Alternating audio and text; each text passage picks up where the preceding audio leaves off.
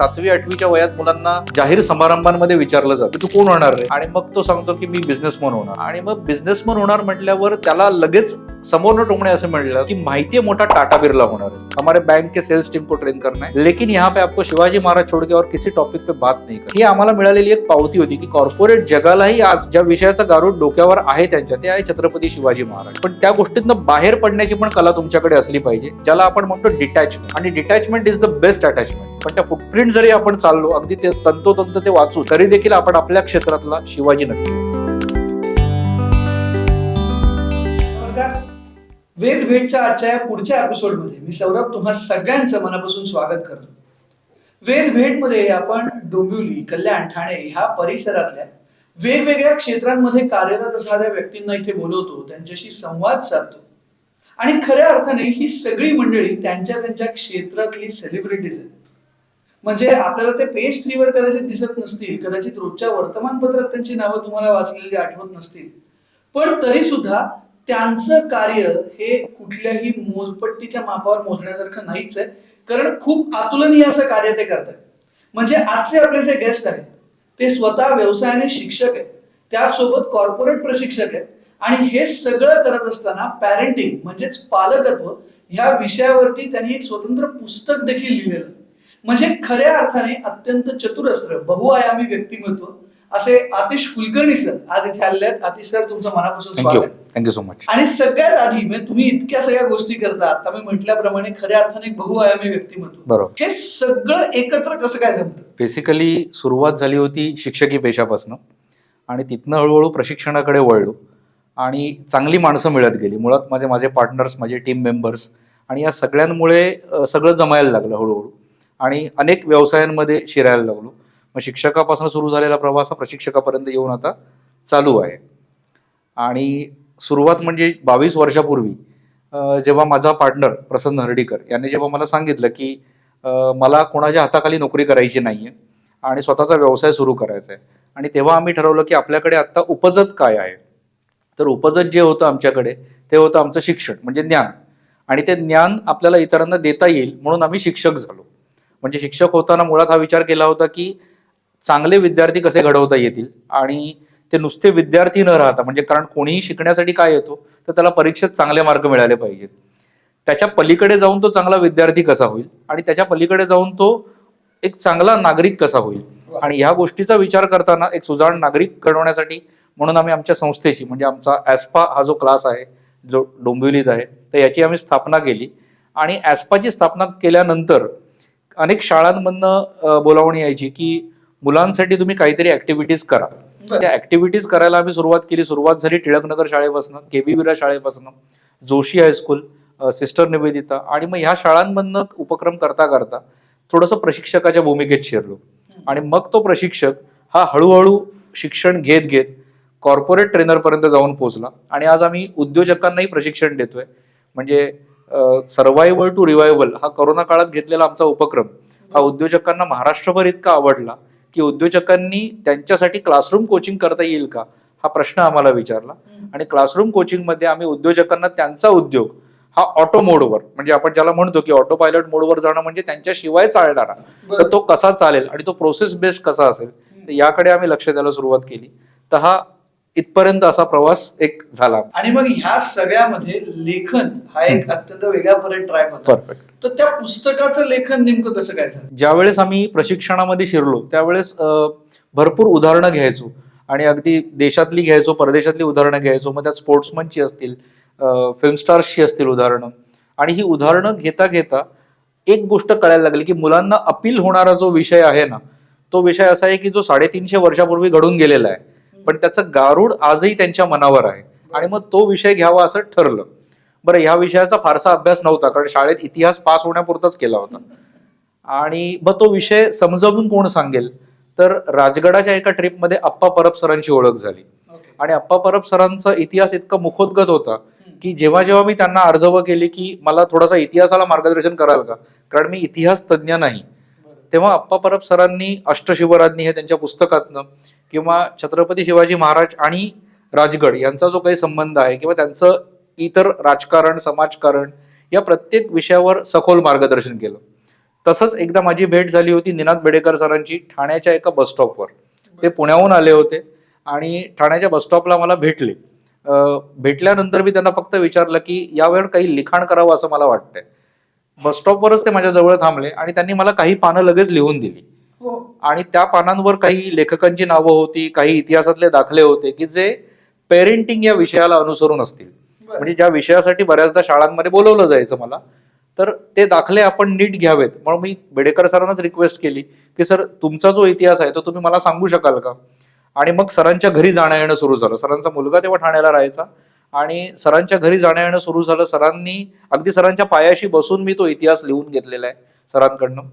आणि त्यामुळे असं झालं की शिवाजी महाराजांचा इतिहास आणि त्यांना पालक म्हणून कसं घडवलं गेलं याला पालक नीतीची सांगड अशा पद्धतीने मी घातली. आणि एक जिजाऊंची पालक नीती आजच्या पालकांसाठी या नावाने, या टायटलने ते पुस्तक तयार झालं.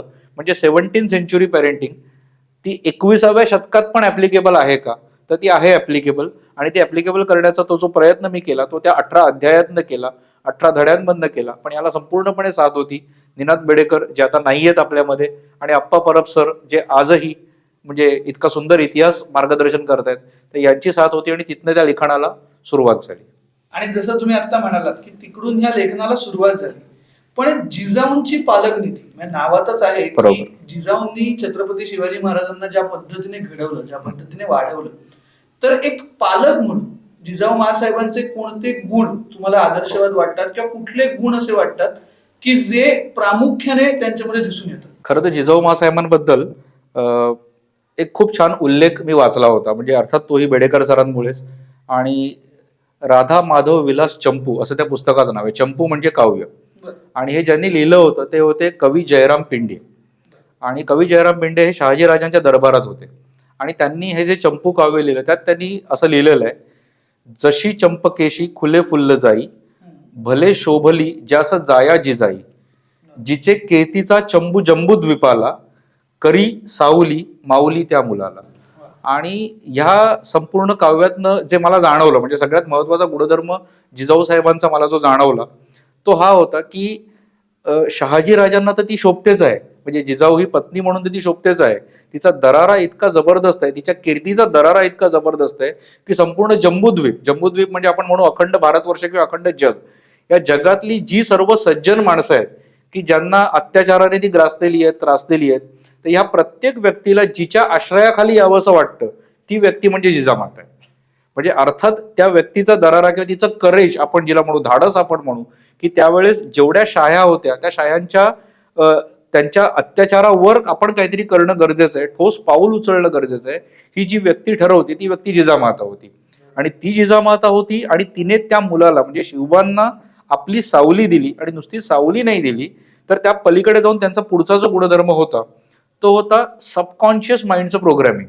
म्हणजे हल्ली मी सायकोलॉजिस्टच्या किंवा गर्भसंस्कार करणाऱ्यांच्या बोलण्यात नाही फार मला जाणवतं की ते नेहमी म्हणतात की सबकॉन्शियस माइंडचं प्रोग्रॅमिंग आईच्या गर्भात जेव्हा मूल असतं तेव्हा केलं जातं. आणि मग मी त्यावर काही पुस्तकं वाचली आणि त्यानंतर मला कळलं की खरं शिवबांचं सबकॉन्शियस माइंडचं प्रोग्रॅमिंग कधी झालं. मग तेव्हा जाणवलं की जेव्हा शिवबांचा जन्म जो झाला तो मुळातच त्या 5 छायांच्या गर्तेमध्ये झालेला आहे. म्हणजे अवतीभोवती म्हणजे वर्ण बघायला गेलं तर अर्ध भारत ज्यांच्याकडे आहे ती मोगलशाही, त्याच्यानंतर बाजूलाच निजामशाही, डोक्यावर थोड्या उजवीकडे आदिलशाही, नंतर इथे खाली कुतुबशाही होती आणि संपूर्ण किनारपट्टी पोर्तुगीज, डच, इंग्रज आणि फ्रेंचांच्या ताब्यात होती. म्हणजे असे 8 दिग्गज शत्रू असताना पण त्यांच्या विरुद्ध आपण लढावं हे त्या व्यक्तीला वाटणं म्हणजे जिजाऊ साहेबांना वाटणं. खरं का वाटायला पाहिजे याचा पण मला एक प्रश्न पडतो की का वाटलं असेल त्यांना. तर शहाजी राजे तर ऍक्च्युली नोकरी करत होते, जहागीरदार होते, त्यांच्याकडे पुणं आणि सुप म्हणजे ह्या मावळाची जहागिरी त्यांच्याकडे होती. त्यांचं खूप आयुष्य छान गेलं असतं. पण आजूबाजूची परिस्थिती त्या बघत होत्या आणि त्यावेळेस त्यांनी ठरवलं की माझ्या मुलाच्या सबकॉन्शियस माइंडचं प्रोग्रॅमिंग हे ह्यात झालं पाहिजे. आणि मग त्याच्यासाठी कदाचित त्यांनी अभिमन्यूची गोष्ट वाचली असेल की ज्याच्या सबकॉन्शियस माइंडचं प्रोग्रॅमिंग आईच्या गर्भार अवस्थेत झालं होतं. तर तेच त्यांनी केलं आणि महाराजांना त्या जुलमी राजवटी विरुद्ध कसं लढावं हे सांगण्याचं शिक्षण कदाचित त्यांनी त्यावेळेस दिलं असावं. आणि त्यानंतर म्हणजे आईचा दुसरा गुण काय असतो तर अडचणीमध्ये मूल जेव्हा असतं आपलं तेव्हा त्या मुलाच्या पाठीशी दुसरं तिसरं कोणी असो नसो पण आई सदैव असते हे जी व्यक्ती दाखवून देते ती व्यक्ती म्हणजे जिजामाता. आणि त्यांच्या अनेक उदाहरणांमधनं, म्हणजे जेव्हा पन्हाळगडावर राजे अडकले होते आणि त्यावेळेस नेतोजी पालकरांनी प्रचंड म्हणजे चिकाटीची झुंज द्यायचा प्रयत्न केला. म्हणजे त्यांनी, पण सिद्धी जोहर तो इतका जिद्दी होता की तो वेढा सोडायला तयार नाही. आणि तो वेढा सोडायला तयार नाही, मग नेतोजींनी तिकडे विजापूरला जाऊन आदिलशाहीवर धडक मारायचं ठरवलं. तेही झालं, पण तरी हा काही सिद्धी वेढा सोडायला तयार नाहीये. पावसाळ्यातही तो वेढा सोडायला तयार नाहीये. मग अशा अवस्थेमध्ये जिजामातांनी सांगितलं की आता मी तलवार हातामध्ये घेते. म्हणजे त्यांचा तो एक फोटो आपल्याला दिसतो रणरागिणीच्या वेशातला.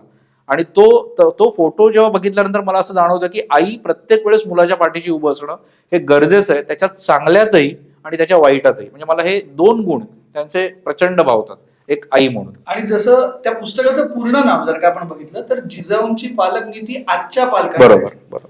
तर 350-400 वर्षांपूर्वी घडलेल्या काही गोष्टी आणि तेच आता 21व्या शतकात आल्यानंतर म्हणजे 4 शतकांचा काळ खूप मोठा आहे, खूप गोष्टी बदलल्या टेक्नॉलॉजिकली किंवा तंत्रज्ञानाच्या दृष्टीने सुद्धा आपण खूप पुढे गेलो. बरोबर. मग असं सगळं असताना त्या काळात जिजाऊ मासाहेबांनी केलेले संस्कार आणि आजचे पालक जे त्यांच्या मुलांवर जे संस्कार करतायत ज्या पद्धतीने करतायत, ह्या दोन्ही गोष्टींमध्ये काय समान गुण आणि काय अतिशय विरुद्ध किंवा अगदी टोकाचे विरोधाभास तुम्हाला आढळतात? खरं तर आता पालकत्व या विषयाबद्दल जर म्हटलं तर म्हणजे मुळात पालकत्व म्हणजे काय, तर मी जे करतोय ती माझी वागणूक मी एका तागडीमध्ये तोलून बघणं आधी गरजेचं आहे. ती बघितल्यानंतर जर माझा स्वतःला जाणवतंय की माझं सत्व मला सांगतंय की अरे हा हे बरोबर आहे, तर डेफिनेटली मी छान वागतोय. पण मलाच कुठेतरी असं जाणवतंय की अरे हे केल्याने मला त्रास होतोय आणि मी ते करायला नाही पाहिजे, ते मी केलंय, मी चुकीचं केलंय. आणि मला अनुकरण करणारे जे माझ्या अवतीभोवती आहेत, मग ती माझी मुलं असतील किंवा आजूबाजूचे माझे सहकारी असतील, तर ह्या सगळ्यांवर त्याचा जर का चुकीचा संस्कार होऊ लागला तर ते पालकत्व चुकीचं आहे. म्हणजे मुळात पालकत्व म्हणजे काय, तर ते 17व्या शतकापासून आतापर्यंत मी बघितलं तर मी हेच म्हणेन की प्रत्येक पालकाने त्या त्या वेळेला अनुसरून आपली वागणूक चेक करून बघावी. मग आता त्यावेळेसचं पालकत्व काय होतं, म्हणजे फार फरक पडलाय असं बऱ्याच जणांना वाटतं.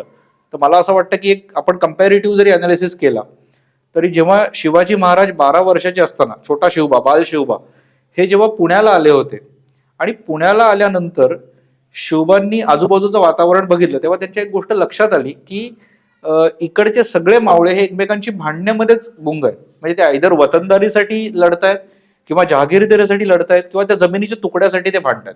आणि मग ह्यामध्ये कोण होते, अगदी ह्यामध्ये बांदलही होते, यामध्ये देशमुखही होते, यामध्ये जेदेही होते, जे बाजीप्रभू देशपांडे ज्यांचा आपण उल्लेख करतो पावनखिंडीमध्ये, घोडखिंडीमध्ये, तेही होते. मग ह्या सर्वांना एकत्र आणणं हे सगळ्यात महत्वाचं होतं. आता मला एक सांगा की पालक म्हणून बऱ्याचदा हा प्रश्न पडतो ना की माझं मूल बाहेर गेलं, म्हणजे आत्ताची मुलं समजा नाक्यावर उभी राहत असतील तर त्या काळातलं मूल हे दरी खोऱ्यात जात असेल, ओढ्यात जात असेल, नदी नाल्यांमध्ये फिरत असेल, जंगलांमध्ये फिरत असेल, तरी पालकांना ही काळजी आहेच ना की तो मस्तीखोर मुलांमध्ये आहे. त्यानंतरची पुढची पिढी, म्हणजे कदाचित मी असं म्हणेन आमची पिढी, जी जरा रस्त्यावर नाक्यावर उभी राहायला लागली की आईला काळजी असायची की माझं मूल बिघडलं. आणि आता त्यानंतरची तिसरी पिढी आहे, जी पिढी आई वडील सभोवती नसले किंवा असले तरी हातामध्ये त्यांची बटणं आणि त्यांचे स्क्रीन असतात आणि त्याच्यावर ते बघत असतात. म्हणजे त्यांचा जो 256 जणांचा नाका आहे हा त्यांच्या हातावर असतोच आणि त्या नाक्यावरती बोलतच असतात किंवा बिघडत असतात किंवा घडत असतात. त्यामुळे पालकांची चॅलेंजेस ना ही मी म्हणेन की जशी टेक्नॉलॉजी बदलली त्या टेक्नॉलॉजीप्रमाणे ती बदलत गेलेत. म्हणजे त्या काळातली मुलं ही जर त्या नदी नाल्यांमध्ये डुंबत असतील तर हल्लीची मुलं मोबाईलमध्ये डुंबत आहेत. मग अशा वेळेला त्याही वेळेस पालकांना ही काळजी होतीच की मुलांना बाहेर कसं काढावं. आत्ताच्याही पालकांना ही काळजी की मुलांना यातनं बाहेर कसं काढावं. त्यामुळे फार फरक पडलाय असं मला नाही वाटत आहे. जो काही फरक पडलाय हा त्या टेक्नॉलॉजिकल ऍडव्हान्समेंटचा बदल आहे किंवा मी म्हणेन जे स्किल्स मुलांना मिळतात, जे ज्ञान मुलांना मिळतंय त्या ज्ञानातनं होणाऱ्या फरकातनं आलेली ही चॅलेंजेस आहेत. तर आता ह्या चॅलेंजेसना कोपअप पालकांनी करणं म्हणजे पालकांनी मुळात काय करणं अपेक्षित आहे अशा एका गोष्टीकडे जर आपण आलो तर सगळ्यात पहिली गोष्ट आपण ही बघावी की पालकांनी मुलांना अतिधाकात ठेवू नये. म्हणजे आज जेव्हा मला कळलं की आपल्याला या विषयावर बोलायचं आहे तेव्हा मी घरी जरा विचार करत होतो की काय काय बोलता येईल आपल्याला.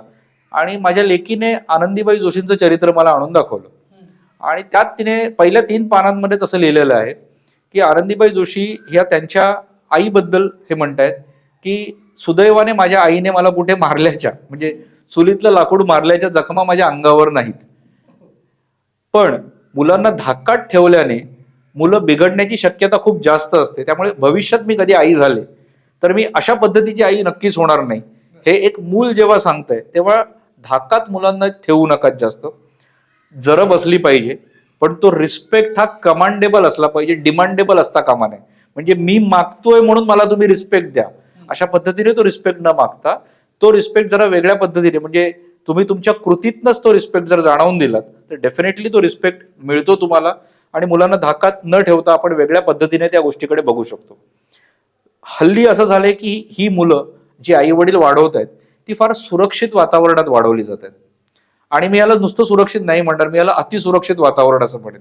मग अतिसुरक्षित वातावरण म्हणजे काय तर त्याला घरामध्ये एसी मिळतोय ना, त्याला स्कूलला सोडायला व्यवस्थित बस येते ना, मग त्याच्या ऍपवर सगळ्या गोष्टी येत आहेत ना, अगदी फार छोट्या छोट्या गोष्टीत त्यांचं लक्ष असतं. आणि त्यामुळे होत आहे काय की बऱ्याचदा ती मुलं ही आई वडिलांच्या प्रेशर खाली आहेत अति लक्ष असल्यामुळे. मग सुरक्षितता देणं गरजेचं आहे, पण अतिसुरक्षिततेचा पण बाऊ केला तर तोही त्रासदायक आहे. म्हणजे जसं शिवबांना सुरक्षितता होती, ते जहागीरदाराचा मुलगा आहे म्हणून, पण ऍट द सेम टाइम त्यांना अतिसुरक्षित वातावरणात ठेवलं नव्हतं, कारण ह्या सगळ्या शायांशी तुला लढायचंय हे बालपणापासून त्यांच्या मनावर बिंबवलं गेलं होतं. त्यामुळे ते अतिसुरक्षित नव्हते. अजून एक गोष्ट सांगायची म्हणजे ना की मुलांच्या क्षमतांवर विश्वास ठेवणं पालकांनी खूप गरजेचं आहे आणि तो प्रत्येक पिढीत गरजेचा आहे. म्हणजे जसं त्यावेळेस आदिलशाही दरबारामध्ये शिवरायांनी सांगितलं होतं की मी आदिलशहाला कुर्निसात करणार नाही. कुर्निसात म्हणजे नाक रगडून त्याच्यासमोर झुकणं. मी नमस्कार करेन, आपल्या धर्मातली जी पद्धत आहे ती मी फॉलो करेन. आणि त्यावेळेस शहाजीराजांना हे कळलं होतं की हा मुलगा बंडखोरी करणारा आहे, म्हणजे हा मुलगा उद्योगी आहे असं आपण म्हणू. आणि हा उद्योगी बाळ हा कदाचित इथे राहिला तर माझ्या नोकरीवरही गदा येऊ शकते असाही विचार त्यांच्या मनात आला असेल. आणि म्हणून त्यांनी तो विचार करून शिवबांना पुण्यामध्ये पाठवलं. आता जेव्हा पुण्यामध्ये पाठवलं गेलं तेव्हा जर त्यांच्या क्षमतांवर विश्वास नसता ठेवला गेला तर कदाचित शिवबा हे इतरांसारखेच जहागीरदार, मनसबदार किंवा वतनदार झाले असते. पण तो क्षमतांवर विश्वास ठेवला जाणं खूप गरजेचं आहे. म्हणजे प्रत्येक मुलाची क्षमता आहे ना ही वेगवेगळी आहे आणि ती पिढीनुसार बदलत राहील. म्हणजे त्या काळातला मुलगा वेगळा असेल, या काळातला वेगळा असेल. तर त्या क्षमतांची जाणीव ही पालक म्हणून त्यांना होणं गरजेचं आहे. आणि जर पालकांना क्षमतांची जाणीव झाली तर मुलांपर्यंत त्या क्षमता आणि विकसित कशा करता येतील याचा विचार पालक करू शकतील. पण बऱ्याचदा होतं काय की एक ना धड भाराभर चिंध्या असं हल्लीच्या जगात बघायला मिळतं आपल्याला. म्हणजे मूल शाळेत तर जात आहे, शाळेच्या अभ्यासात बरंचसं पिचलेलं आहे. आणि असं असताना त्या पलीकडे जाऊन त्याला इतर एखादा डान्स क्लास लावला जातो, मग एखादा जुडो, मग कराटे किंवा आणखीन काहीतरी वेगळा क्लास. या बऱ्याचशा ऍक्टिव्हिटीज मध्ये मूल घडून गेल्यानंतर नेमकं कळत त्या मुलालाही नसतं की मला काय आवडतं ते. त्याला कुठेतरी कोणीतरी गोड बोलतंय किंवा जिथे त्याचं फार कौतुक होते त्या ठिकाणी मूल जावंसं वाटतं, पण ती त्याची नेमकी क्षमता असेल का हे मात्र शोधता येत नाही. तर त्या क्षमतांचा शोध घेणं आधी गरजेचं आहे एक पालक म्हणून, जो शहाजीराजांनी आणि जिजामातांनी घेतला. आणि त्या शोधानंतर सुरू होतो त्या मुलाच्या आयुष्याचा प्रवास. मग एक पालक म्हणून हे तुम्ही नेहमी लक्षात ठेवा. म्हणजे पुस्तकातही मी त्याचा उल्लेख केलाय की हर एक बच्चे के मुट्ठी में है समाया आसमा, विश्वास रखो उनकी रचना पर, देके अपना पूरा ध्यान. म्हणजे तुमचं लक्ष पूर्ण असू द्या. तुम्ही नोकरी करतायत, दिवसभराची तुमची धावपळ आहे, ऑफिसमधलं राजकारण आहे, हेवे दावे आहेत, हे सगळं आहे. आणि हे सगळं असताना देखील तुमच्या मुलांवर तुम्ही विश्वास ठेवणं गरजेचं आहे. विश्वास रखो उनकी रचना पर, देके अपना पूरा ध्यान. आता तुमचं लक्ष आहे तर हे पुढचं लक्षात ठेवा की कामयाबी की हर सीढ़ी चढके वो बढ़ाएंगे माता पिता का सन्मान.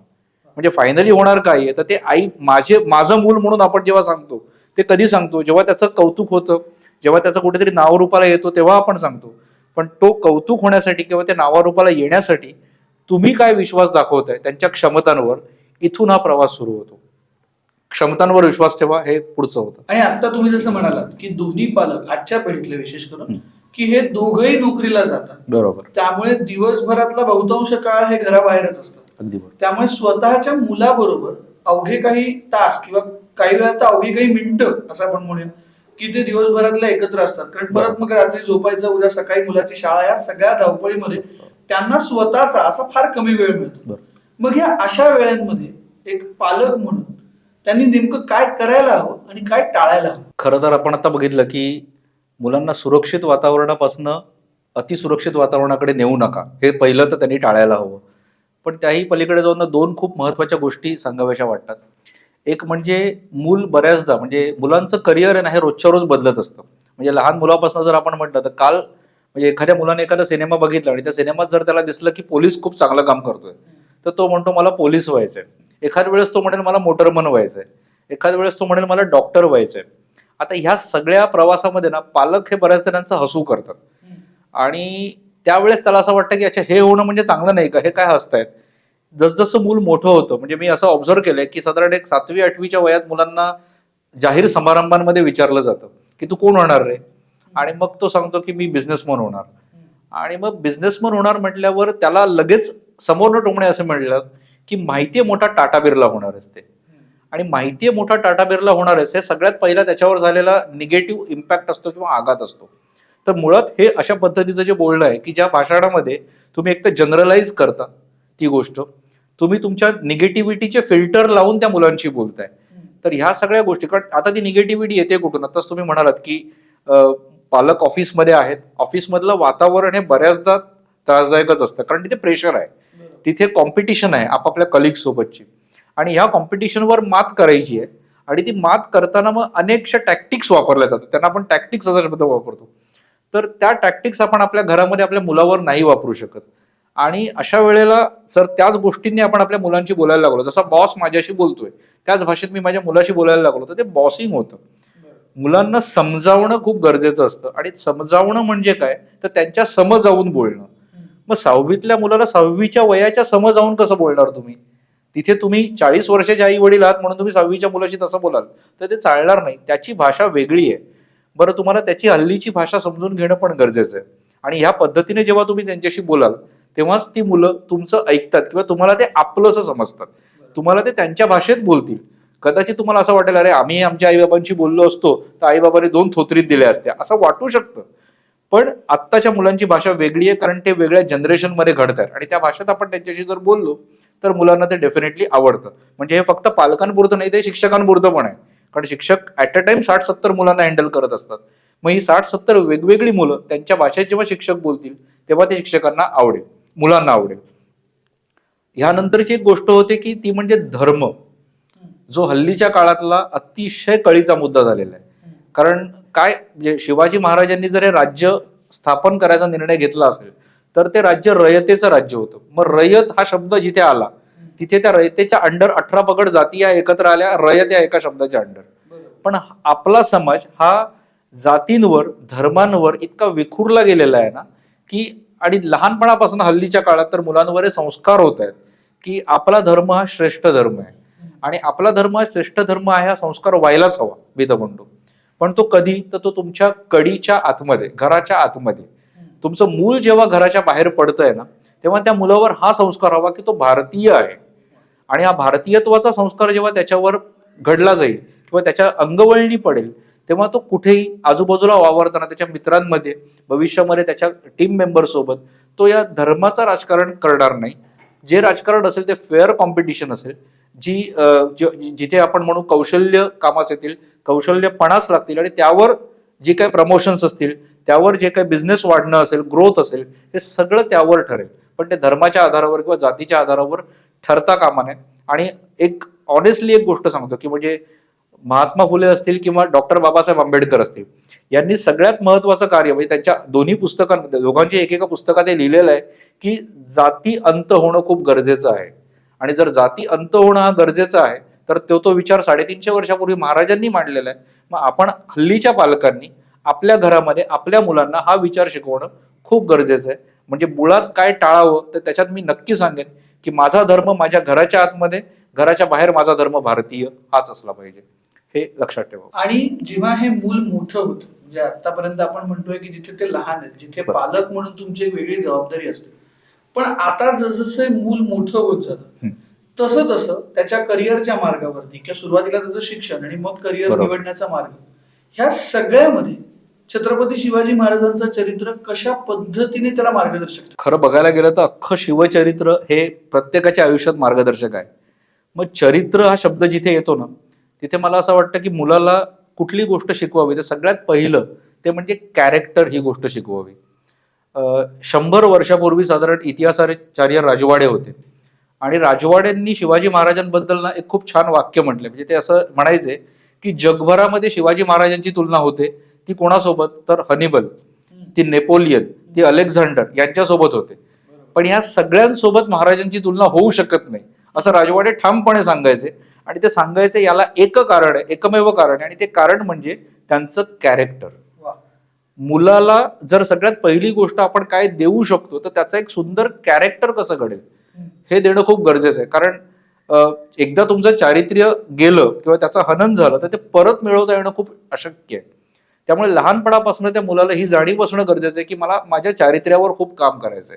मग चारित्र्यावर काम करणं म्हणजे काय, तर आपण म्हणतो बोले तैसा चाले त्याची वंदावी पाऊले. बरोबर. मग तो जे बोलतोय, ज्या भाषेत बोलतोय ती भाषा तो अंगीकारतोय का, तो लोकांच्या समाजोपयोगी काही काम करतोय का, तो चांगलं शिक्षण घेऊन चांगली कौशल्य विकसित करून ती इतरांमध्ये देण्याचा प्रयत्न करतोय का, तर ह्याने घडतं ते असतं कॅरेक्टर.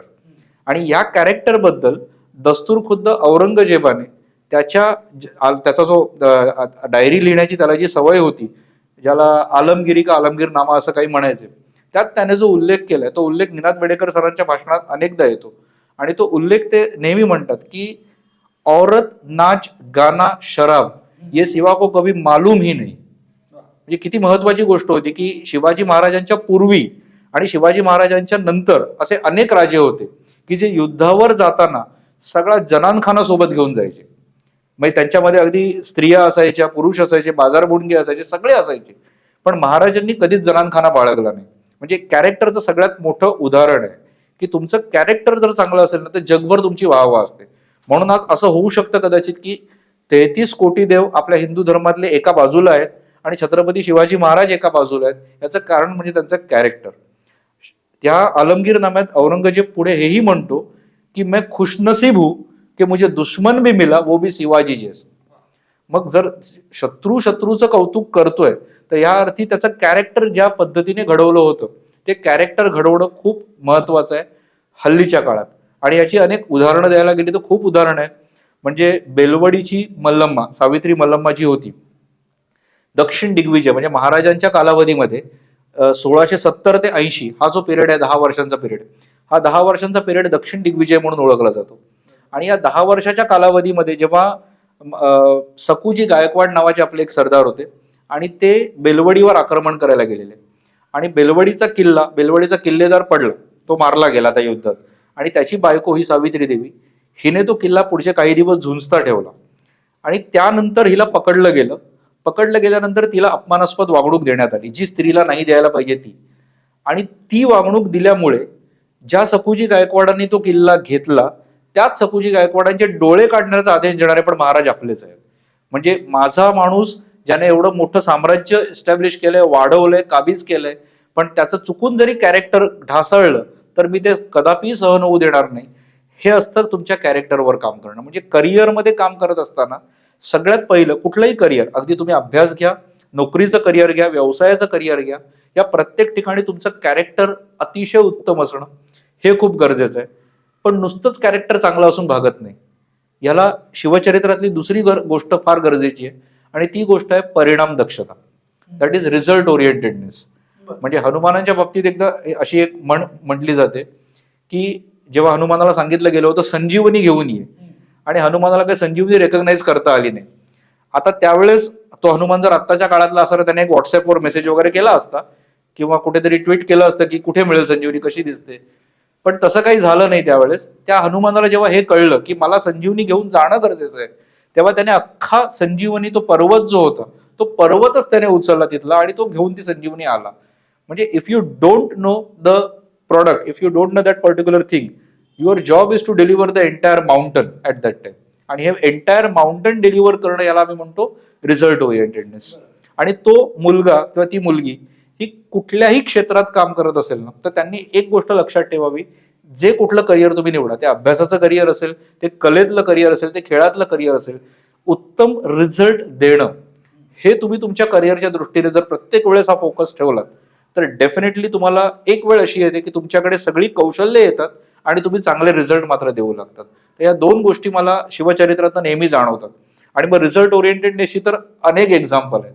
म्हणजे जसं शाहिस्ते खानाचा खात्मा हा जरी एपिसोड आपण बघितला तर त्या एपिसोडमध्येही दिसतं की जेव्हा कळलं होतं की तो फौज घेऊन आलाय, म्हणजे तो गर्वाने म्हणायचा, औरंगजेबाला त्याने सांगितलं होतं हा औरंगजेब त्याचा भाचा, हा आलमगीर त्याचा, म्हणजे औरंगजेब ह्याला मामा म्हणायचा, अबू तलाब शाहिस्ते खां साहब एवढं त्याचं नाव होतं. आणि तो काय म्हणायचा की सिवा का मुल्क है ही कितना, सिर्फ मेरी 3 उंगलियों जितना.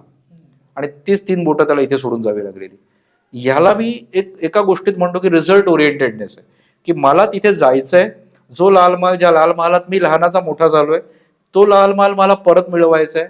आणि गेले 3 वर्ष जे स्वराज्यावर, म्हणजे 1660 ते 1663, हा जो काही शाहिस्तेखानाचा कहर किंवा आक्रमण चाललं होतं अख्ख्या पुण्यावर आणि महाराष्ट्रावर पर्यायाने, तर ते आक्रमण खोडून काढायचं आणि त्याला परत पाठवायचा. तर तो रिझल्ट ओरिएंटेडनेस महाराजांनी दाखवला आणि एका रात्रीत नेस्तनाबूत करून त्याला परत पाठवलं. That is result orientedness. आणि त्या 2 गोष्टी मुलांमध्ये प्रत्येक वेळेस करिअरच्या दरम्यान आल्या पाहिजेत, की जर त्या आल्या तर ती मुलं डेफिनेटली नवी क्षितिज पादाक्रांत करू शकतील. आणि छत्रपती शिवाजी महाराजांविषयी बोलताना एक जाणता राजा म्हणून, एक लढवय्या म्हणून, किंवा त्यांचे गनिमी कावा, ह्या सगळ्याविषयी आपल्याला माहिती असतं. पण आजच्या काळात जर का बघायला गेलं तर आजच्या काळामध्ये आजूबाजूला तुम्हाला मॅनेजमेंट हा एक खूप मोठा विषय वाटतो, किंवा सगळीकडे कुठल्याही बिझनेसमध्ये, कुठल्याही उद्योगामध्ये, की त्याचं मॅनेजमेंट कसं असेल किंवा त्याचं रिसोर्स प्लॅनिंग कसं असेल, ह्या सगळ्या गोष्टी तुम्हाला बघायला लागतात. तर महाराजांची जी कार्यपद्धती होती त्याच्यामध्ये आणि आज जे कंपन्यांमध्ये किंवा बऱ्याच बिझनेसेसमध्ये जे मॅनेजमेंट चालतं, बरोबर, यामध्ये तुम्हाला नेमकी कुठली साम्यस्थळ आढळतात? खरं बघायला गेलं तर महाराजांनी त्या काळात जे काही केलं त्याचं मगाशी मी एका वाक्यात उत्तर दिलं होतं की सुंदर असं कॅरेक्टर असणं. म्हणजे तुम्ही कॉर्पोरेट वर्ल्डमध्ये आज जी गोष्ट फार अभावाने बघायला मिळते ती म्हणजे कॅरेक्टर. कारण कसं असतं की सगळ्यात, म्हणजे मी असं गमतीनेही म्हणतो की बऱ्याचशा डील्स या कॉर्पोरेट जगतामध्ये या रात्री 8 नंतरच क्लोज होतात, तोपर्यंत त्या क्लोज होत नाही. याची कारणं वेगवेगळी आहेत, पण कॅरेक्टर ही गोष्ट जितकी महत्वाची तितकी त्या कॅरेक्टरला, तुमचं कॅरेक्टर बिल्ड करायला लागणारी एक गोष्ट असते, ती म्हणजे तुम्ही कशा पद्धतीने ट्रस्ट बिल्ड करताय. कॉर्पोरेट जगतामध्ये आपण काम करत असताना कुठल्याही पोझिशनवर आपण असू, तिथे आपला ट्रस्ट बिल्डिंग हा सगळ्यात महत्वाचा फॅक्टर असतो. आणि हा ट्रस्ट बिल्डिंग तुम्ही जितका चांगल्या पद्धतीने करू शकाल तितकं तुमचं कॅरेक्टर चांगलं बिल्ड होऊ शकतं. महाराजांनी ट्रस्ट बिल्डिंगसाठी सगळ्यात पहिलं काम म्हणजे, मी जेव्हा व्याख्यानांना जातो आणि हा प्रश्न मी लोकांना विचारतो की छत्रपती शिवाजी महाराजांच्या आयुष्यातला तुम्हाला आवडणारा एखादा प्रसंग किंवा असा रोमांचक प्रसंग कुठला आहे तो तुम्ही सांगा. आणि अनेक उत्तरं मिळतात त्याच्यातनं. कोणी सांगतं की अफजल खानाचा वध हा रोमांचक प्रसंग आहे, कोणी म्हणतं आग्र्याच्या पेटाऱ्यातनं सुटका हा रोमांचक प्रसंग आहे. पण मला सगळ्यात रोमांचक प्रसंग जो वाटतो ना, तो होता माणसं जोडण्याचा प्रसंग, जो मी कॉर्पोरेट वर्ल्डला रिलेट करू शकतो. की कॉर्पोरेटमध्ये मी जर टिकू शकेन पुढचे काही वर्ष, काही महिने, तर मी चांगली माणसं जोडतोय का? आणि चांगली माणसं जोडणं म्हणजे दुसरं तिसरं काही नसून विश्वास संपादन करणं, जी सुरुवात महाराजांनी त्यांच्या वयाच्या 12व्या वर्षी केली होती. मग 12व्या वर्षी सुरुवात केली म्हणजे काय केलं, तर जेव्हा ते पुण्याला आले तेव्हा पुण्याला आदिलशाही सरदार मुरार जगदेवाने गाढवाचा नांगर फिरवला होता. आता गाढवाचा नांगर फिरवणं म्हणजे काय, तर ही जमीन आता पूर्णपणे ओसाड आहे, इथे काही उगवू शकत नाही, इथे कोल्ह्या कुत्र्यांचा वावर आहे आता, त्यामुळे इथे तुम्ही उगवण्याचं स्वप्नही बघू नका. म्हणजे जे पुणे आज आपण म्हणतो की राहण्याच्या दृष्टीने सगळ्यात चांगलं शहर आहे, तर ते चांगलं शहर होण्याचा पायाभरणीचा दगड जर कोणी रोवला असेल तर तो शिवरायांनी रोवलेला. आणि तो रोवताना त्यांनी सोन्याचा नांगर फिरवला. आता सोन्याचा नांगर फिरवणं म्हणजे इथे आता सोनं उगवेल याचा कॉन्फिडन्स, याचा विश्वास लोकांमध्ये संपादन करणं. आणि त्यावेळेस जी माणसं जोडली गेली ना, ती माणसं त्यांना आयुष्यभर पुरली. मग त्या माणसांनी हा विचार केला नाही की माझ्या मुलाचं लग्न आहे का कोंडाण्याची स्वारी आहे. त्या माणसांनी हा विचार केला नाही की 600चे 600 जण आपण खिंडीत थांबूयात का 300-300ची डिव्हिजन करूयात. मग हे जे काही होतं ना, की महाराजांचं जे विजन होतं स्वराज्य, त्या विजनला अलाइंड वागणूक या प्रत्येक व्यक्तीची होती. आणि ती व्यक्तीची होताना महाराजांनी सगळ्यात पहिलं केलेलं कार्य ते म्हणजे विश्वास संपादन करणं, जे या कॉर्पोरेट जगात प्रत्येकाने करायला हवं. मग त्याच्या पुढे जाऊन म्हणजे विश्वास संपादन करतो आपण, चांगली माणसं जेव्हा जोडतो तेव्हा डेफिनेटली त्या ऑर्गनायझेशनमध्ये काम करत असताना आपली देण्याची वृत्ती आहे का. म्हणजे बरेच जण, तुम्ही खूप ज्ञान घेतलंय, प्रचंड शिक्षण, अगदी क्वालिफाईड आहात, पोस्ट ग्रॅज्युएट्स आहात, डॉक्टर्स आहात, PhDs केल्यात, ऑर्गनायझेशनमध्ये काम करत असताना मला मिळणारा मोबदला किंवा समोर चालणारे घड्याळाचे तास, या दोन्ही गोष्टींकडे बघूनच ते काम केलं जातं. पण त्या पलीकडे जाऊन ज्या व्यक्तीमध्ये देण्याची भावना असते त्या व्यक्तीला त्याच्या आयुष्यात बऱ्याच गोष्टी मिळतात. म्हणजे महाराजांनी हे देणं हे त्या वेळेसपासून सुरू केलं होतं की लोकांना जो काही कर लागायचा किंवा टॅक्स लागायचा तो टॅक्स महाराजांनी रितसर आकारून कसा लागला जाईल या पद्धतीने त्यांनी केलं. गरज असती तर त्यांनी बऱ्याच गोष्टी स्वतःसाठी करू शकले असते, पण ते स्वतःसाठी न करता त्यांनी ते इतरांसाठी केलं. मग इतरांसाठी हे करणं जे आहे ते देणं आहे. आणि हे देणं आपल्याला ज्याला कॉर्पोरेट युगात जमलं, खरं तर दोन विरुद्ध शब्द आहेत, म्हणजे विरोधार्थी आहेत. कारण कॉर्पोरेट वर्ल्ड जिकडे सगळ्यात पहिली गोष्ट येते ती म्हणजे इगो, अहंकार, आणि द्यायचं का, मला जेवढं मिळेल तेवढंच मी देणार, या वृत्तीने कामं करणारी लोक, तिथे मी हे सांगणं म्हणजे खरं तर विरोधाभास आहे, पण हे सांगणं गरजेचं आहे. कारण न मिलेगा भगवान मंदिर मस्जिद गुरुद्वारों में जाओगे, न मिलेगा भगवान अगर मंदिर मस्जिद गुरुद्वारों में जाओगे, देने की चाह है अगर दिल में तो हर इंसान की मुस्कान में उसे पाओगे. मग तुम्हाला जर प्रत्येकाला ते द्यावंसं वाटतंय तर प्रत्येक माणूस तुम्हाला जाताना थँक्स म्हणणार आहे, छान म्हणणार आहे. आणि ही जी महाराजांची पद्धत होती ती मला असं वाटतं हल्लीच्या काळातली जादूकी झप्पी असेल. ती जादूकी झप्पी जर आपल्याला देता आली आपल्या सभोवतालच्या प्रत्येक माणसाला, तर आपण कॉर्पोरेट जगात डेफिनेटली टिकू शकतो. मग अजून कॉर्पोरेट जगातला अजून मी आयडेंटिफाय केलेला एक इश्यू आहे, तो म्हणजे चुका दाखवण्याची पद्धत. बऱ्याचदा बॉसला असं वाटतं की माझं हे बोट वर झालं, इंडेक्स फिंगर, की मी चुका दाखवणारच आहे, आणि त्या सुद्धा 4-4मध्ये. मग त्या काळातला जर दाखला द्यायचा म्हटला तर तो दाखला म्हणजे किती प्रसंग आहेत. म्हणजे आपण बघूयात की एवढ्या वेळामध्ये महाराजांची वेगवेगळी उदाहरणं समोर येत आहेत. तर ज्या वेळेस जंजिरा किल्ला, खरं आता असं म्हणू की ती स्वराज्याची जखम आहे जी अजून बरी नाही झाली, जशी अश्वत्थामाच्या भाळावर जी जखम आहे तशीच आहे ती. पण त्यावेळेस तो जंजिरा घेण्यासाठी लाय पाटलांनी त्या रात्रीमध्ये शिड्या लावल्या होत्या, आणि काही कारणामुळे मोरोपंत पोहोचू शकले नाहीत. कारण अगदी काहीही असेल, पण त्यावेळेस महाराजांची कौतुक करण्याची पद्धत आणि चुका दाखवण्याची पद्धत हे बेस्ट एक्झाम्पल आहे जे कॉर्पोरेट वर्ल्डमध्ये आम्ही वापरू शकतो, आपण वापरू शकतो. आणि ते उदाहरण असं आहे की लाय पाटलांना महाराजांनी स्वतःच्या हातातलं कडं काढून दिलं होतं आणि दरबारामध्ये सगळ्यांसमोर त्यांचं कौतुक केलं होतं की तुम्ही चोख कामगिरी बजावली आणि स्वराज्याला अशाच कामगिरीची अपेक्षा आहे. पण त्याच वेळी मोरोपंतांना मात्र त्यांनी खासगीत नेलं आणि सांगितलं, पंत नेक कामात दिरंगाई केलीत, पुढच्या वेळेस ती खपवून घेतली जाणार नाही. म्हणजे ही जी चुका दाखवण्याची पद्धत आहे ना, याने कुठलाही एम्प्लॉई तुम्हाला सोडून जाणार नाही, तो एम्प्लॉई तुमच्याकडे टिकून राहील. तर अशा पद्धतीने चुका आणि कौतुक दाखवणं या दोन्ही गोष्टी कराव्या. आणि अगदी शेवटची गोष्ट म्हणजे मगाशी मी ज्या अहंकाराबद्दल बोललो की कॉर्पोरेट वर्ल्ड अहंकारानेच भरलेला आहे, तर तो अहंकार मात्र तुमच्यामध्ये असता कामा नये. प्रत्येक वेळेस तुम्ही तुमचे पाय हे जमिनीवरच असावे. आणि याला पुन्हा एकदा मी रिलेट करेन महाराजांची की छत्रसाल बुंदेला रजपूत सरदार, आणि छत्रसाल बुंदेला जेव्हा उत्तरेकडून महाराजांकडे आला आणि म्हणाला की मला तुमच्या दरबारात घ्या, तेव्हा महाराजांनी त्याला जाणीव करून दिली की तू मनसबदार नाही आहेस, तू रजपूत राजा आहेस, तुझ्या पूर्वजांना आठव, आणि उत्तरेत तुला मुघलांविरुद्ध लढायचंय आणि तिथे काही कामगिरी जर करायची असेल तर तुला आम्ही मदत करू. म्हणजे इथे जर अहंकार असता तर त्याला दरबारामध्ये घेतलं असतं नोकरीसाठी, कामासाठी, आणि महाराजांनी पुढे वाटचाल चालू ठेवली असती एक राजा म्हणून. पण तो राजा स्वराज्याचा होता, आपल्या मातीचा होता, तुमच्या मातीचे तुम्ही राजे राहा आणि तुम्हाला काही मदत लागली तर आम्ही काम करू. हे जे असतं हे असतं अहंकार सोडणं. आणि हे जर कॉर्पोरेट वर्ल्डमध्ये जमलं तर मला वाटतं डेफिनेटली आपण यशाच्या अनेक पायऱ्या चढून जाऊ शकू. आणि इतक्या वेळ तुम्ही कॉर्पोरेट विषयी बोलताय, कॉर्पोरेट ट्रेनिंग तुम्ही घेता, अनेक आजच्या जगात कॉर्पोरेटवर चांगल्या चांगल्या हुद्द्यांवरती मोठ्या पोझिशन्सवर असणाऱ्या लोकांना तुम्ही ट्रेन करता.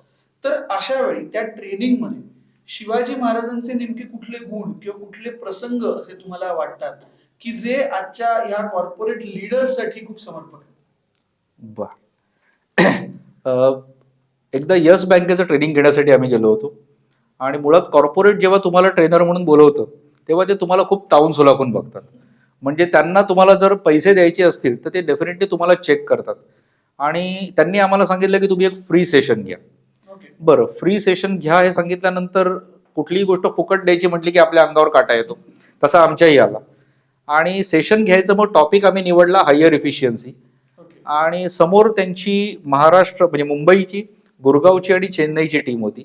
आणि हायर इफिशियन्सीला धरून आम्ही घड्याळाकडे न बघत लढणारा बाजीप्रभू देशपांडे त्यांना दाखवला.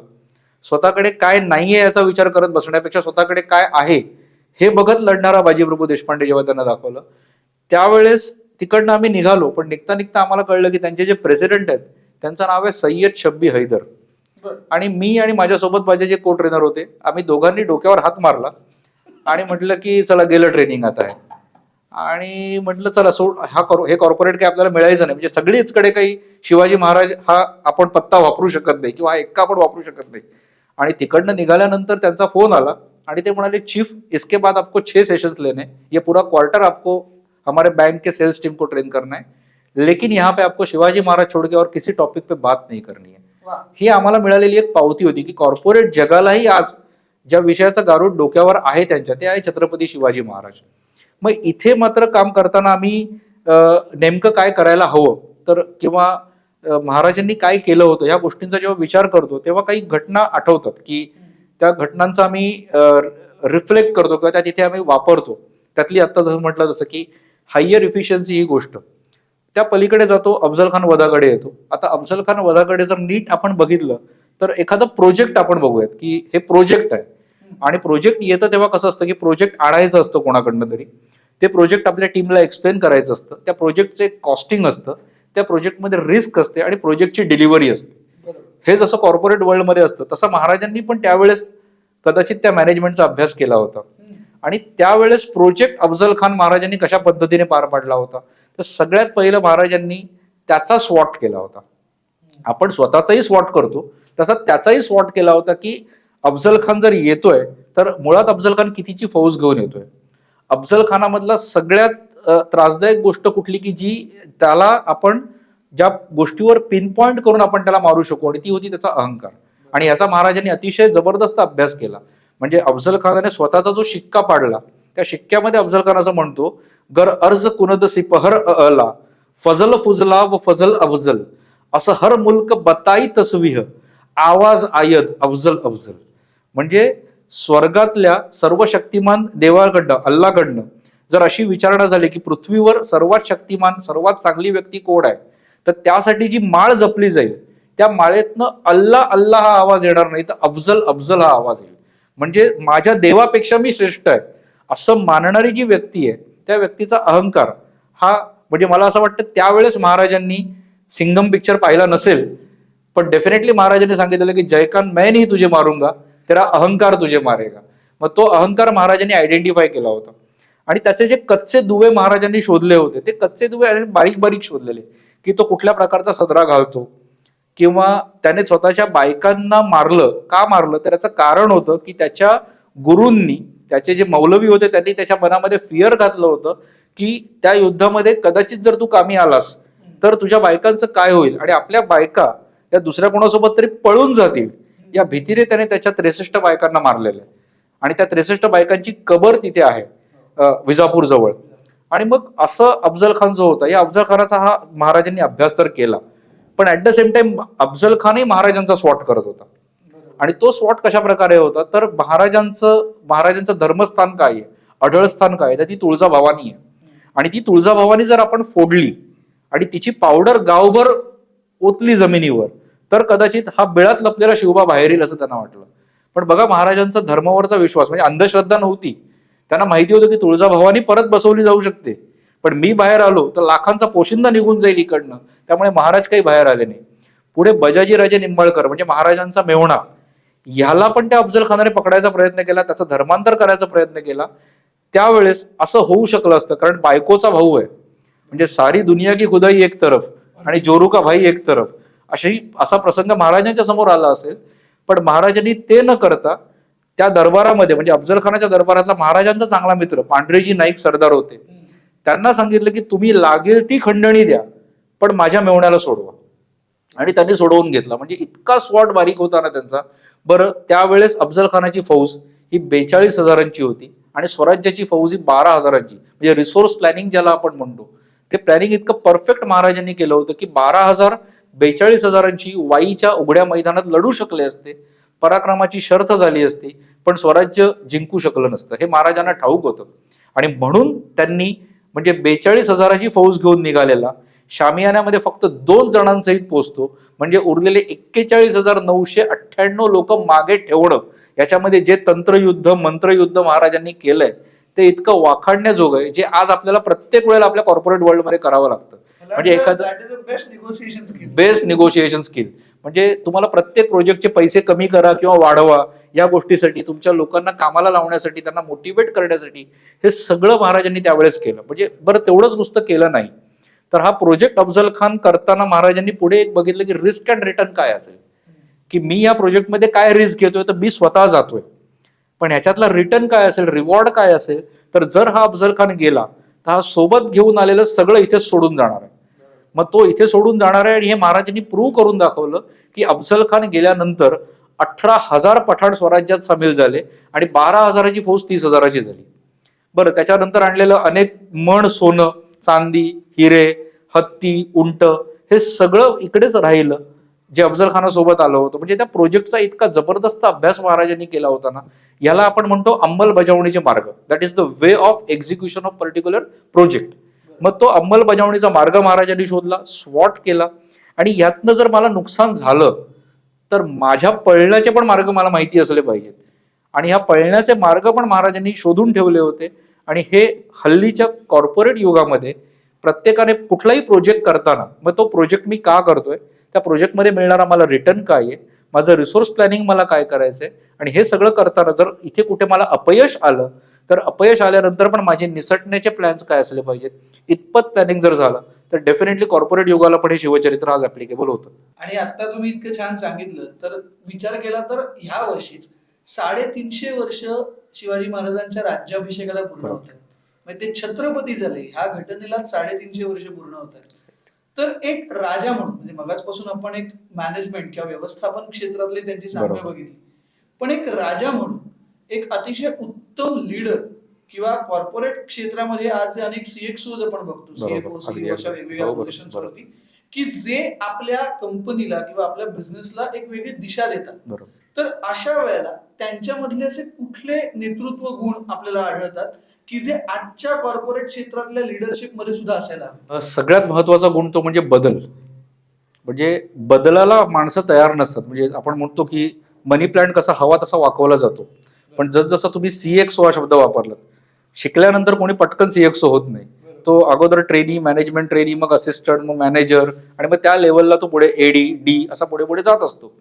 ह्या सगळ्या लेवलला जाताना त्यांची खोडं होतात. मनी प्लांट मात्र वागतं हवं तसं, खोडं काही वाकत नाही, ती कापावीच लागतात शेवटी. महाराजांनी त्यावेळेस ज्या गोष्टी केल्या त्यातली सगळ्यात महत्वाची गोष्ट होती ना की आपण असं म्हणू शकतो त्याला की वतनदारी पद्धत. आणि ही जी वतनदारी पद्धत होती, वतनदारी पद्धत म्हणजे एखाद्याला अवाजवी महत्व देणं.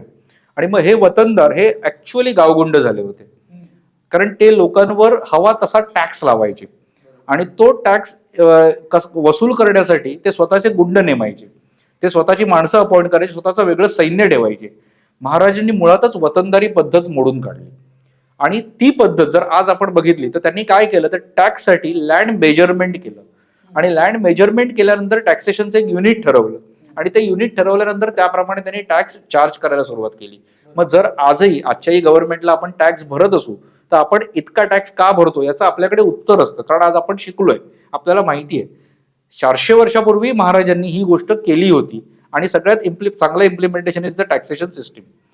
त्या पलीकडे जाऊन बदल, मी बदलावरच सारखा येईन, की जर महाराजांनी वतनदारी पद्धत बंद केली होती तर दुसरी एक गोष्ट होती त्यावेळेस, की महाराजांपूर्वी 350 वर्ष अगोदर गोव्यामध्ये कदंब राजे होते, आणि कदंब राजांनी समुद्र ओलांडला होता.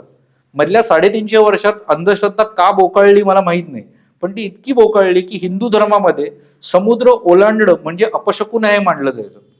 आणि तो अपशकुन महाराजांनी केला. असे अनेक अपशकुन महाराजांनी केलेले आहेत, पण तो अपशकुन महाराजांनी केला, त्यांनी समुद्र ओलांडला. वयाच्या 27व्या वर्षी महाराजांनी म्हणजे अंग्रेजांना सोबत घेऊन आपल्या नेव्हीची स्थापना करायचं ठरवलं. आणि ती नेव्हीची स्थापना करताना पण दूरदृष्टी किती होती, की जेव्हा त्यांनी एका पोर्तुगीज अधिकाऱ्याला सांगितलं की आम्हाला शिप बिल्डिंग इंडस्ट्री बांधायची आहे, ती दंडाराजापुरी जवळ बांधायची होती, आणि ती शिप बिल्डिंग इंडस्ट्री बांधण्यासाठी तू मदत करशील का, तो म्हणाला हो करेन ना, मला एक साधारण 300 लोक मी घेऊन येईन माझ्यासोबत, त्यांचे इतके इतके चार्जेस होतील. आणि त्यावेळेस महाराजांनी सांगितलं तू 150च घेऊन ये, 150 आमचे असतील. आणि तो म्हणाला की कशासाठी, म्हणजे आमची माणसं राहू देत, तुम्हाला तुमच्या लोकांना कळणार नाही, बरं भाषेची अडचण होईल. महाराजांनी सांगितलं तुला ऍक्टिव्हिटीज करून दाखवायची आहे ना, म्हणजे स्किलफुलच दाखवायचं आहे तुला, ते दाखव, आमची माणसं ते आत्मसात करतील. पुढे काही महिन्यांनी असं झालं की त्या अधिकाऱ्यावर त्याच्या डिपार्टमेंटकडनं, त्याच्या धर्मातल्या लोकांकडनं त्याला जाच होऊ लागला की तू आपल्याकडे परत ये, नाहीतर आम्ही तुला परत घेणार नाही. आणि तो निघून गेला. पण तो निघून जाईपर्यंत इकडे 150 स्किलफुल वर्कर तयार झाले होते. म्हणजे ही नेव्हीची स्थापना होती.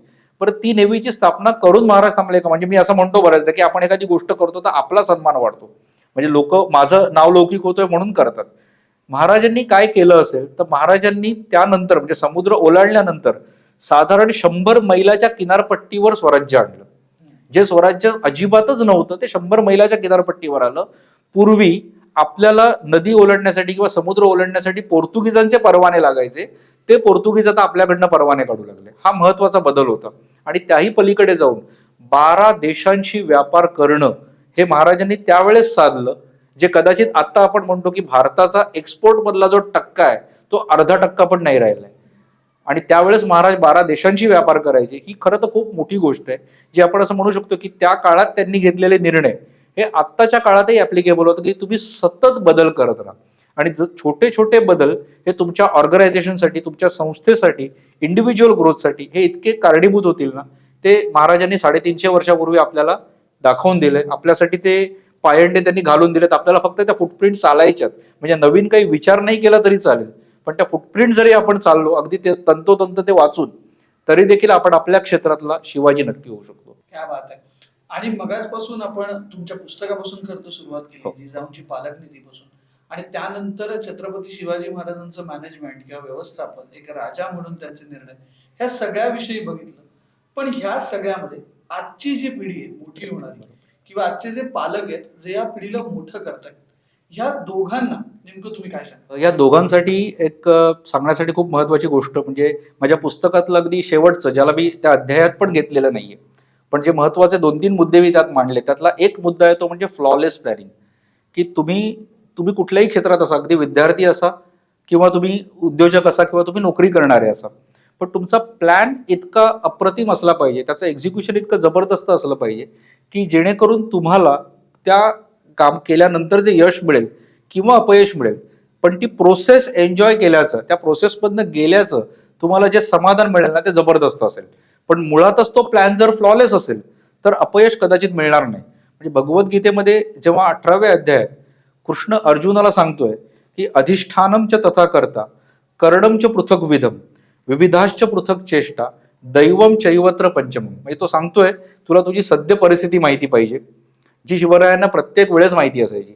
प्रत्येक प्लॅनच्या वेळेला शिवराय बघायचे की आत्ताची माझी परिस्थिती काय आहे, माझे रिसोर्सेस किती आहेत, माझ्याकडे पैसे किती आहेत, माझी रसद किती आहे, मग मी याच्यावर आक्रमण आता करू शकतो का, करू शकणार नाही. आणि नीट बघितलं तर महाराजांच्या पूर्ण आयुष्यामध्ये म्हणजे आपण म्हणू 14व्या वर्षी स्वराज्य स्थापनेची शपथ झाली, 50व्या वर्षी महाराज गेले, म्हणजे 36 वर्षाचं आयुष्य आहे. पण त्यामधली जवळपास 13 ते 14 वर्ष ही अजिबात ऍक्टिव्हिटी लेस वर्ष. ऍक्टिव्हिटी लेस म्हणजे त्या काळात महाराजांनी जे केलं असेल ते असेल प्लॅनिंग. म्हणजे त्या आपण असं म्हणू शकत नाही की त्या काळात नेमकं काहीतरी घटना घडली. म्हणजे शाहिस्तेखानाचं वध जशी मोठी घटना आहे, जी 1663ची आहे, 1659 साली अफजल खानाचं वध ही मोठी घटना आहे, तर अशा घटना फार मध्ये मध्ये बघायला मिळतात. मग मधल्या वर्षात महाराजांनी काय केलं तर ते होतं फ्लॉलेस प्लॅनिंग, जे आपण आपल्या प्रत्येकाने आपल्या आयुष्यात आणलं पाहिजे. दुसरी गोष्ट याच्या पुढे जाऊन येते ती म्हणजे वैराग्य. आणि वैराग्य म्हणजे व्यंकटेश स्तोत्र जे आहे ना, त्या स्तोत्रामधली एक ओळ आहे, विषयासक्ती मंदमती आळशी. म्हणजे जो विषयासक्त आहे, म्हणजे कुठल्याही गोष्टीत तुम्ही फार आसक्त असाल ना तर तुम्ही मंदमती होणारच आहे आणि तुम्ही आळशी पण होणार आहात, कारण तुम्ही तीच गोष्ट करत बसतात. मग अशा वेळेला प्रत्येक गोष्टीतलं तुम्हाला थोडं थोडं ज्ञान असावं, पण त्या गोष्टीतनं बाहेर पडण्याची पण कला तुमच्याकडे असली पाहिजे, ज्याला आपण म्हणतो डिटॅचमेंट. आणि detachment is the best attachment, जी कदाचित महाराजांना कृष्णचरित्र आईकडनं कळलं होतं आणि त्यामुळे महाराजांनी ते वापरलं. आणि इतक्या सगळ्या गोष्टी त्यांनी केल्या. म्हणजे 1670 साली जिकडे 12 किल्ले होते ते 1680 साली, म्हणजे या 10 वर्षाच्या कालावधीमध्ये 360 किल्ले होतात. 350 किल्ले या माणसाने पुढच्या 10 वर्षात जिंकलेत. म्हणजे ही सोपी गोष्ट नाहीये. म्हणजे यांची लेंथ विड्थ मोजायला गेलं तर कदाचित ग्रेट वॉल ऑफ चायना पण छोटी पडू शकते. इतकं जर का कन्स्ट्रक्शन महाराजांनी केलेलं आहे, तर याचा अर्थ महाराजांनी, पण त्याच्यावर कुठेही मालकी अधिकार नाहीये. स्वराज्याची जर संपत्ती महाराज गेले त्या वर्षाची बघितली तर ती 4 लाख कोटी रुपये होती आजच्या काळातली. 4 लाख कोटी म्हणजे आजच्या काळातले ते कदाचित टाटा बिर्लाच होते. स्वराज्य हा उद्योग म्हणूयात आपण, आणि त्या उद्योगातले ते टाटा बिर्ला होते आणि तो त्यांनी इतका विस्तारला, पण या कुठल्याही गोष्टीवर त्यांनी अटॅचमेंट कधीच ठेवली नाही की हे माझं आहे म्हणून त्यांनी कधीच सांगितलं नाही. हे राज्य व्हावे हे तो श्रींची इच्छा, हे त्यांचं प्रत्येक वेळेस असायचं आणि त्याला आपण म्हणूयात वैराग्य. ही गोष्ट आपण प्रत्येकाने आपल्या आयुष्यात जर जोपासली तर आपण डेफिनेटली पुढे जाऊ शकतो. आणि तिसरी गोष्ट आहे, मी म्हणेन शारीरिक, मानसिक आणि सामाजिक विकास आपल्या प्रत्येकाला साधता आला पाहिजे. शारीरिक विकास म्हणजे जर माझं हेल्थ आहे तर ती वेल्थ आहे. आरोग्य छान असेल तर मी डेफिनेटली चांगलं काहीतरी करू शकेन. महाराजांनी ते सिद्ध केलं आग्र्याहून सुटकेच्या वेळेस. 2223 किलोमीटरचा प्रवास होता आग्रा ते राजगड, आणि तो 23 ते 25 दिवसात महाराजांनी पूर्ण केलेला आहे. 23 ते 25 दिवसात गावोगावी महाराजांसाठी घोडी वेगवेगळी असायची, पण ती घोडी वेगवेगळी असली तरी तिच्यावर बसणारा एक शरीर जे होतं, जे फिजिक होतं, ते छत्रपती शिवरायांचंच होतं. आणि ते शरीर किती मजबूत असेल विचार करा की त्या 23 दिवसांमध्ये महाराज इकडे पोहोचू शकले. दुर्दैवाने त्यांना फार लांब मोठं आयुष्य मिळालं नाही, पण महाराज जर अजून काही वर्ष असते तर बरंच काही देऊन गेले असते आपल्याला. पण मी असं म्हणेन की हा शारीरिक विकास आपल्याला प्रत्येकाला साधता आला पाहिजे. होतं असं की आपण जसजसे मोठे होतो, नोकरीला लागतो, कामांमध्ये व्यस्त होतो, शरीराकडे दुर्लक्ष, वेळी अवेळी खाणं किंवा अबरचबर खाणं, या सगळ्या गोष्टींमध्ये आपण आपल्या शरीराला विसरतो, आणि जी आपल्या आयुष्यातली सगळ्यात महत्वाची वेल्थ आहे तर त्याकडे फोकस असणं गरजेचं आहे. दुसरं असतं सामाजिक विकास. मी जो म्हटलं तो की समाजातल्या प्रत्येक घटकाशी तुम्ही जोडले जाणं खूप गरजेचं आहे. म्हणजे कुठल्याही घटकाला तुम्ही आपले वाटले पाहिजे. अशा पद्धतीने जर तुम्ही समाजातल्या माणसांशी जोडले गेलात, तुमचं वागणं, तुमचं बोलणं हे जर त्या पद्धतीने झालं तर लोक तुमच्याशी सहज जोडले जातात. तुमच्याशी एखादा विषय मांडताना त्यांना भीती वाटत नाही. त्यांना असं वाटतं की मला ह्या माणसाला सांगणं खूप गरजेचं आहे. तसं महाराजांनी प्रत्येक वेळेस ते केलं. त्याला आपण म्हणूयात सामाजिक विकास. म्हणजे जेव्हा आग्र्याला महाराज अडकले होते आणि त्या पेटाऱ्यातनं निसटून जायचं होतं, तेव्हा अनेक आर्जवं महाराजांनी केली औरंगजेबाला, पण ती काही दाद देईना. मग तेव्हा महाराजांनी औरंगजेबाच्या दरबारातला जो मिरबक्षी होता त्याला सांगितलं की अरे तू एक लेटर पाठवशील का. त्यानेही पाठवलं, त्याचाही उपयोग झाला नाही. मग रामसिंगांना सांगितलं, त्याचाही उपयोग झाला नाही.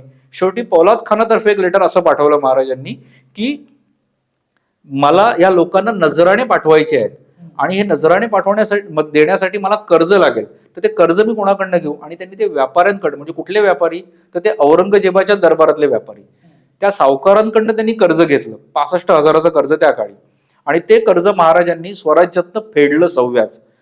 हा झाला सामाजिक विकास. त्यामुळे लोक शिवबा पैसा ले रहा है तो पैसे से हमको ही कुछ दे रहा है म्हणून त्याला दुआ द्यायची. आणि ही प्रत्येक वेळेस दुआ घेण्याची जी महाराजांची हातोटी होती ना, ही एकमेवा द्वितीय. आणि ती ती ते कुठल्या एका धर्मात तर त्यांना दुआ नाही मिळायच्या, प्रत्येक धर्मात त्यांना त्या मिळायच्या. हा असतो मी म्हणेन सामाजिक विकास. आणि मग फायनली येऊयात तो म्हणजे मानसिक विकास आपल्याला साधता आला पाहिजे.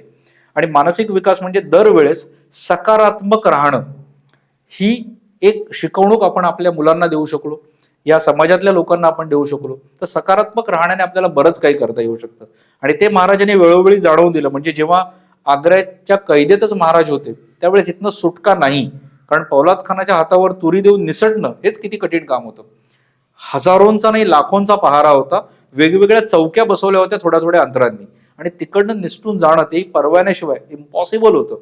पण महाराजांनी जे शेवटचं पत्र पौलाद खानातर्फे पाठवलं, त्या पत्रामध्ये माझे आलेले हत्ती, माझी आलेली माणसं, माझे आलेले उंट, आम्ही जे हिरे आणले होते, जे आम्ही तुम्हाला आता पेश केले नाही, ते आम्हाला परत स्वराज्यात न्यावे लागतील. म्हणजे ही आमची संपत्ती आहे, ही संपत्ती अगोदर तिकडे जाऊ द्या, त्याला तरी तुम्ही परमिशन द्या.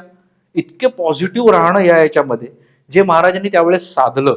आणि ते साधल्यानंतर मग उरलेली जी 4-5 माणसं होती, त्या 4-5 माणसांना सांगणं की आपण सगळे निसटून जाऊ शकतो, हा कॉन्फिडन्स देणं, ही असते सकारात्मक वृत्ती. की कितीही अडचणीत आपण असलो तरी आपण त्यातनं बाहेर पडू शकू. हे जर आपल्याला समजलं, आपण हे जाणलं, तर मला वाटतं जगातलं कुठलाही प्रॉब्लेम हा आपल्यासाठी प्रॉब्लेम राहणार नाही, आणि आपण डेफिनेटली पुढेच जाऊ शकू. म्हणजे अगदी एव्हरेस्टला पण आपण सांगू शकू की ए पर्वत नादान है तू तू और ऊंचा नहीं उठ सकता, पर मेरे अंदर का इंसान जितनी भी बार गिरेगा वो तेरे सर पे जाके बैठेगा. हे आपण डेफिनेटली करू शकतो. हेच जाता जाता मला सांगायचंय. थँक्यू सो मच, तुम्ही इन्व्हाइट केलं वेद भेट या कार्यक्रमामध्ये. धन्यवाद. आणि आतिश सर तुमचे खूप खूप आभार. थँक्यू. कारण पालकत्व आणि त्याच सोबत व्यवस्थापन किंवा मॅनेजमेंट हे अतिशय दोन वेगळे आणि क्लिष्ट विषय खरं सांगायचं तर, पण ते तुम्ही इतक्या सहज सोप्या शब्दात आज आमच्या ऑडियन्ससाठी सांगितले. वेळात वेळ काढून तुम्ही इथे आलात, कारण मला मान्य आहे की एकीकडे शिक्षकीय व्यवसाय, एकीकडे कॉर्पोरेट ट्रेनिंग, हे सगळं तुमचं सुरू असतं आणि ह्या सगळ्यामधून आमच्या वेद थिएटरसाठी वेळात वेळ काढून तुम्ही इथे आलात, त्याबद्दल तुमचे मनापासून आभार. थँक्यू. एक छोटीशी भेट वस्तू तुमच्यासाठी आहे. मॉम्स क्रिएशन हे डोंबिवलीतलेच एक उद्योजक आहेत आणि त्यांचे इन्स्टंट मिक्स प्रोडक्ट्स खूप छान आहेत. म्हणजे बरं. ढोकळा, पोहा, उपमा असे विविध पदार्थ त्याचे इन्स्टंट मिक्स त्यांच्याकडे आहेत. सो ही एक छोटीशी Thank you. भेट आमच्याकडून थँक्यू तुमच्यासाठी. Thank you thank you thanks thank you. आणि प्रेक्षक मला नक्की खात्री आहे की एक पालक जे आता नवीन पिढीला घडवत आहेत त्यांच्या सुद्धा मनातल्या अनेक प्रश्नांना आजच्या या इंटरव्ह्यूमधून उत्तरं मिळालेली असतील आणि त्याचसोबत जे नवीन विद्यार्थी स्वतःचं करिअर घडवत आहेत किंवा मॅनेजमेंट क्षेत्रात काही करू पाहतायत, धडपड करू इच्छित आहेत, त्या सगळ्यांना सुद्धा त्यांच्या मनातल्या बऱ्याच प्रश्नांना उत्तरं मिळालेली असतील. तरी सुद्धा अजूनही तुमच्या मनात काही प्रश्न असतील तर ते कमेंट सेक्शन मध्ये आम्हाला नक्की कळवा.